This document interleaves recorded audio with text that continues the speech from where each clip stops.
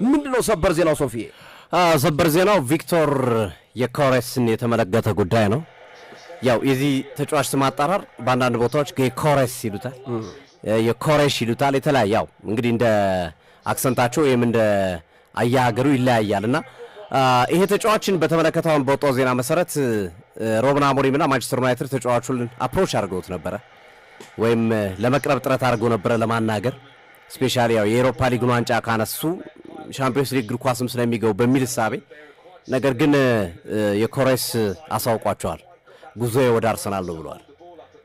የአርሰናል ሁኔታ እንግዲህ ካልተሳካ ሜቢ ሊታይ ይችላል፣ ግን አሁን ባለው ሁኔታ ጥሩ መንገድ ላይ ስላለን ወደ አርሰናል ለመሄድ ነው ፍላጎት ያለኝ በሚል ለክለቡም ለማንቸስተር ዩናይትድ መልማዮቹም ወይን ጥያቄ ላቀረቡለትም አሳውቋቸዋል የሚል መረጃዎች አሁን እየወጡ ነው ያሉት። ስለዚህ የኮሬሽ ጉዞ ወደ አርሰናል የመሆኑ ጉዳይ እንግዲህ ኦልሞስት እየተረጋገጠ የመጣ ይመስላል። ግን እሱ እቺ ናት መረጃዋ አሁን እየወጣች ብዙዎች እየዘገቧ ስላለ ነው።